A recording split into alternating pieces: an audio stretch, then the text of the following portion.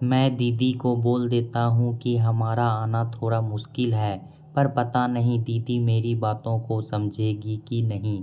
आखिर उनकी इकलौती बेटी की शादी जो है, नेवते का सामान खरीद लिया है।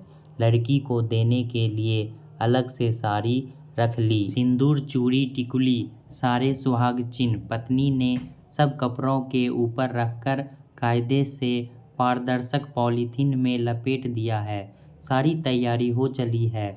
2 दिन बाद ही ट्रेन पकड़नी है। हावड़ा से सीधे बनारस जाना है। दीदी की लड़की की शादी है।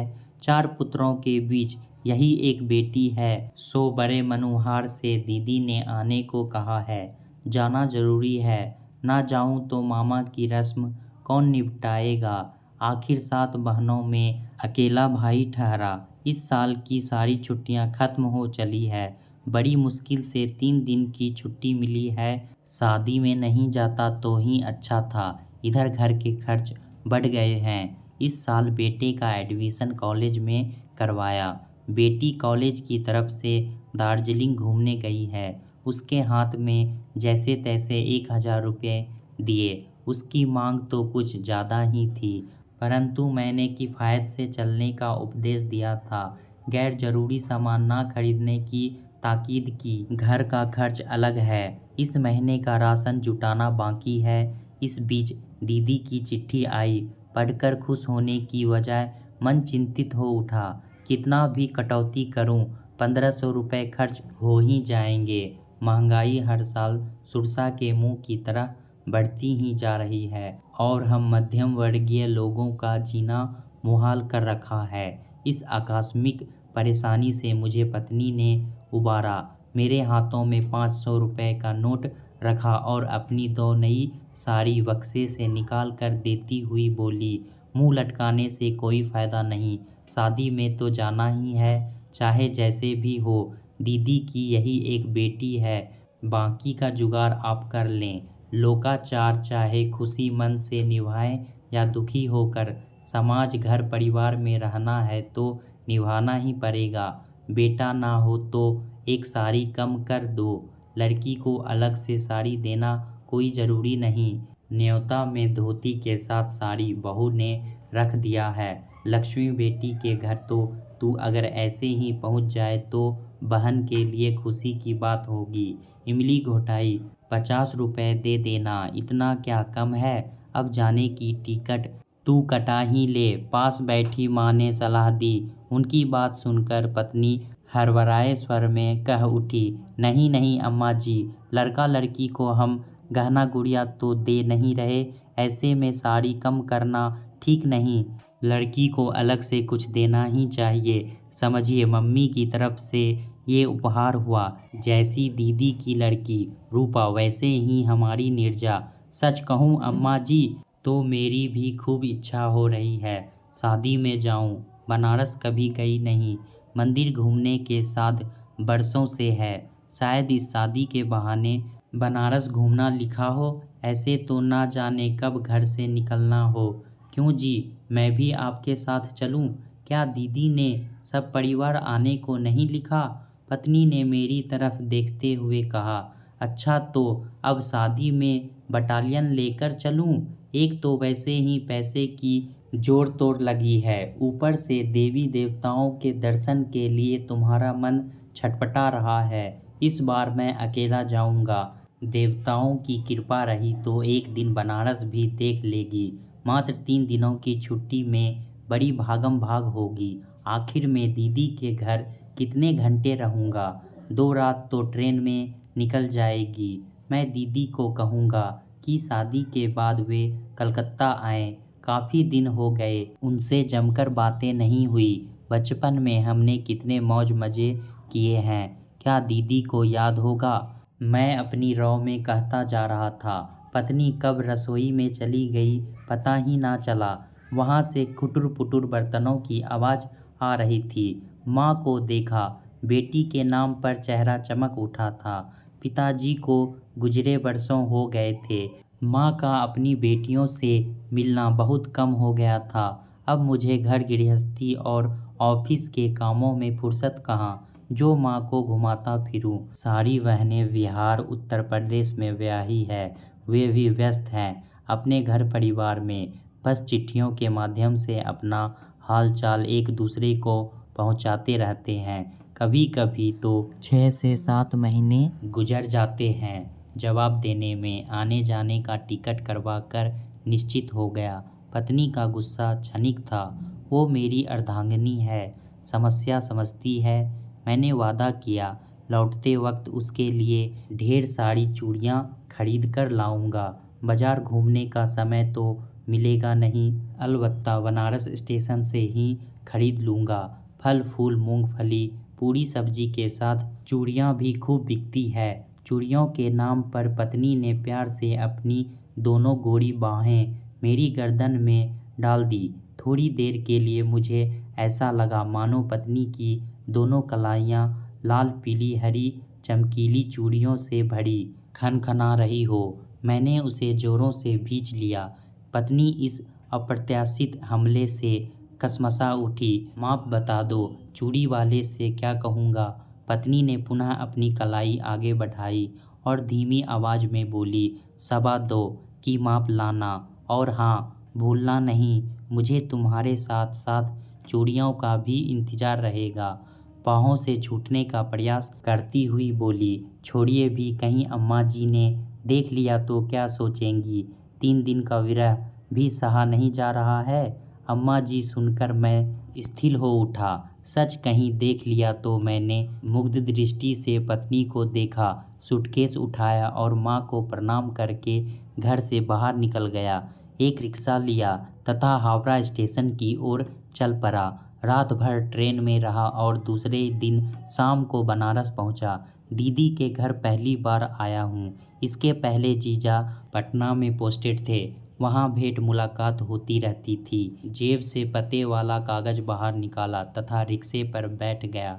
दीदी ने चिट्ठी में लिखा था, घर तक पहुँचने के लिए 5-6 गलियाँ तय करनी पड़ेगी, टैक्सी वहाँ तक नहीं जाती। जो रिक्शे वाले ने मुझे करीब 1 घंटे घुमाते फिराते दीदी के द्वार पर छोड़ा। जीजा का नेम प्लेट देखकर तसल्ली मिली। कहीं भटक जाता तो बनारस की गलियां घूमता रहता और शादी बीत जाती। घर को खूब सजाया गया था। अंदर से गाने की आवाज़ सुनाई दे रही थी। ढोलक पर किसी मंझे हुए हाथ की थाप थी जो गाने के साथ मिलकर दिल को आंदोलित कर रही थी। सरिता कहाँ भूल आए प्यारे, नंदोए का अंतरा चल रहा था। मैं बेमुग्ध बाहर खड़ा सुन रहा था। पान खाए नंदी और दोना चाटे नंदो। अरे साले साहब, आप कब से खड़े हैं? चलिए अंदर चलिए, आपकी दीदी तो सुबह से देवदत्त नहीं आया की रट लगा रही है। जीजा ने मेरा हाथ थामते हुए कहा तथा एक नौकर को आवाज़ दी, इनका सूटकेस उठाकर मेहमान खाने में रख आओ। मैं जीजा के साथ आगे बढ़ गया। पसंदीदा गीत सुनने में व्यवधान आ पड़ा। गीत संगीत का माहौल मेरे घर में वर्षों से है। खासकर शादी के मौके पर मैं खुद बहुत अच्छी ढोलक बजा लेता हूँ। साथ साथ बहनों की शादी में ढोलक बजाकर खूब समा बांधा है। गांव की लड़कियां कमर पर हाथ रखकर जो ठुमके लगाती थी, उसे याद कर अभी भी इच्छा होती है काश शहर में भी गांव जैसा माहौल पैदा किया जा सकता। परंतु क्या ऐसा संभव है? आधुनिक गीत और डांस के नाम पर उलझुलूल हाथ पैर झटकाने के मध्य एही ठंडिया टिकली हेराइल गइल दैया रे जैसे गीत शोभा देंगे। शादी के इस मुहूर्त में दीदी के घर अपने गांव घर का पुराना चटकदार गीत सुनकर जबरदस्त इच्छा हुई। काश मैं भी इस गीत संगीत का हिस्सा बनकर अपने मन ही साध पूरी करता। जीजा के संग मैं मेहमान वाले कमरे में चला आया। एक कोने में मेरा सूटकेस रख दिया गया। कमरे में दरी बिछी थी। थोड़ी देर बाद ही दीदी 3-4 महिलाओं के संग आ पहुंची। उनकी सास और जेठानी देवरानी थी। वे सब हालचाल पूछने लगी। इसी बीच मैंने सूटकेस खोला और अपना कुर्ता पजामा निकाला ताकि नहा धोकर फ्रेश हो सकूं। मैंने सोचा लगे हाथ दीदी को न्योता का सामान भी दे दूं। मैंने पूरा पैकेट निकाल कर दीदी के हाथ में थमा दिया। जेठानी थोड़ा आगे सरक आई। दीदी के हाथ से पैकेट लेकर खोलना शुरू किया। साड़ी देखकर बुरा सा मुंह बनाया और कह उठी, इकलौते मामा के घर से यही न्योता आया का बुआ? कलकत्ता शहर में इससे बढ़िया साड़ी नहीं मिली। कम से कम साड़ी का रंग पसंद करे। बदे जनाना को तो साथ ले लिया होता। धोती चादर का कपड़ा भी सस्तैया है। कौन ठिकाना ई न्योता का कपड़ा किसके कपाल पड़े। अच्छा हुआ जो हमने देखकर पहचान लिया। कम से कम हमारे माथे तो नहीं गिरेगा। मैं पत्थर की तरह मौन था। सोचा दीदी मेरी सफाई में कुछ कहेगी, पर उन्होंने झट साड़ी धोती उठाई और सामने झूल रहे अलगनी पर पटक दिया। वे सब बाहर चली गई। थोड़ी देर तक मैं दीदी का इंतजार करता रहा ताकि मैं अपनी व्यवस्था बता सकूं, परंतु वे नहीं आई। हाँ, इस बीच एक चाय नाश्ता दे गया। करीब आधे घंटे मैं वहाँ बैठा रह गया अकेला। समझ में नहीं आ रहा था किससे बाथरूम का अता पता पूछूं। तब तक वहाँ नौकर दोबारा प्लेट ले जाने के लिए आया, तो मैंने अपनी परेशानी बताई। उसने इशारे से मुझे बाथरूम का ठिकाना बताया। मैं कमरे से बाहर निकला। कुछ अन्य परिचित रिश्तेदारों से भेंट हुई। मेरे दूसरे बहनोई भी दूर दराज से पहुँचे थे। हाँ, हमारे ग्रामीण परिवेश में औरतें ज़्यादा आना जाना नहीं करती, सिर्फ घर के मर्द रिश्तेदारी निभाते हैं। सबसे प्रणाम और झटके में हालचाल पूछ मैं नहाने के लिए लपका। वहाँ शायद अस्थायी इंतजाम किया गया था। गनीमत थी कि नल से पानी आ रहा था। वहाँ ना कोई जग था, ना ही कंघा। तेल साबुन का अता पता मन महसूस कर जैसे तैसे नहाया। खुद पर गुस्सा भी आया। पत्नी को तेल साबुन देने से मैंने मना कर दिया था ताकि सूटकेस हल्का रहे। दीदी के घर में एक वक्त के लिए तेल साबुन भी नहीं मिलेगा ऐसा तब कहाँ सोचा था। मैं दीदी के घर में हूँ, इसका उल्लास थोड़ी देर पहले मर चुका था। अब तो यही लग रहा था कि कितनी जल्दी शादी निपटे और मैं ट्रेन पकड़ूं। ये मेरी दीदी का घर था या अनजानों का। उसके बाद ना तो दीदी ने कोई बात की और ना ही जीजा ने। मेरे जिम्मे जो रस्में थी बुजुर्गों के कहने पर यंत्र चालित सा निपटाता गया। सिंदूर दान होने तक सुबह के 4 बज चुके थे। मैं बुरी तरह थक चुका था। चुपचाप बिना किसी को बताए मंडप से उठा और कमरे में आकर सो गया। गहरी नींद में कब तक सोता रहा इसका अंदाज़ा मुझे उस वक्त लगा जब मेरे छोटे बहनोई ने झकझोरते हुए कहा, वाह साले साहब, हावड़ा से यहाँ सोने के लिए आए हैं। उठिए महाराज, कच्ची बारातियों के दोपहर का खाना की तैयारी हो गई। मैं आंखें मलता हुआ उठ गया। कच्ची के बाद बेटी की विदाई हुई। दीदी की लड़की से कुछ खास बात ना हो सकी। दामाद अच्छा मिला था। मैंने सोचा अब दीदी जीजा स्थिर हो गए होंगे तो थोड़ी देर बात कर लूं, परंतु मेरे दुख का पारावार नहीं रहा। मेरे घर से निकलने के वक्त तक ना दीदी ने भेंट की और ना ही जूते का फीता बांधते हुए ज़मीन पर झुके जीजा ने आंख उठाकर मुझसे हाय हेलो कहा। प्रणाम करते हुए मैं तेजी से सड़क पर आ गया। रिक्शा लिया और स्टेशन पहुंचा। ट्रेन ठीक समय पर आई। अपनी सीट तक आया और आंखें बंद किए दुख के सागर में डूब गया। दीदी को न्योता नहीं पसंद आया तो इसे अपने मन में ही रखना था। मेरे सामने क्यों उजागर किया। अपनी हैसियत के अनुसार मुझसे जो बन पड़ा मैंने किया। कहाँ तो माँ ने एक ही साड़ी ले जाने की सलाह दी थी, वह तो पत्नी ने जिद करके एक साड़ी और रख दी थी। पत्नी साथ आने के लिए कह रही थी। उसकी क्या दुर्दशा होती। मैं तो मर्द था। बाहर भीतर घूमकर समय निकाल लिया। उसका दम कितना घुटता यहाँ पहुँचने पर। क्या सोचती वो हमारे परिवार के बारे में। यहाँ तक कि दीदी जीजा ने माँ पत्नी बच्चों के बारे में हालचाल तक नहीं पूछा। दीदी को यह भी चिंता नहीं थी कि भाई रास्ते में क्या खाएगा। कुछ नहीं तो कम से कम परिवार के लिए शादी की कुछ मिठाइयाँ ही बांध दी होती। ट्रेन चल पड़ी। मैं विचारधारा में गर्दन तक फांसा था। इससे तो अच्छा था मैं शादी में शरीक ही ना होता और न्योता के रुपए मनी ऑर्डर से भेज देता। कितनी मुश्किल और झंझट के बाद मैं बनारस पहुंचा था। कैसे कैसे जुगाड़ करके पत्नी ने न्योता सजाया था। इतने रुपए खर्च करने के पीछे मेरी कितनी लाचारी थी।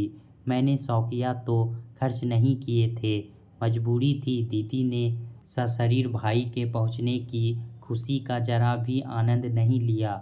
मैं खुद ना जाकर 5,000 का चेक भेज देता तो दीदी ज़्यादा खुश होती। इसका मतलब तो यही है कि अगर कोई गरीब भाई खाली हाथ बहन के घर चला जाए तो उसकी बेइज्जती निश्चित है। दीदी के इस व्यवहार को क्या समझे। भाई बहन का रिश्ता खत्म हो गया, संबंध सिर्फ पैसों पर टिका है। अपनी डबडबाई आंखों को रुमाल से पोंछा। मैं चिंतित हो उठा हूँ। माँ पूछेगी बहन ने भाई को विदा में क्या दिया, न्योता कैसा लगा, बेटी ने माँ के लिए क्या भेजा। सबका जवाब है दीदी ने बहुत कुछ विदाई में दिया था, कपड़े लत्ते, ढेरों मिठाइयाँ। पर अफसोस जिस गठरी में सब सहेज कर रखा था उसे किसी चोर उचक्के ने मार दिया। परंतु चूड़ियों के बारे में पत्नी को क्या जवाब दूंगा। दोस्तों, आजकल रिश्ते पैसों की जोर पर चलते हैं। गरीब को कोई पूछना भी नहीं चाहता। लोग पैसे की पूजा करते हैं, चाहे इंसान कितना ही अच्छा क्यों ना हो। अगर वह गरीब है तो उसका कोई इज्जत नहीं होती। गरीब एक श्राप है आज के समाज में।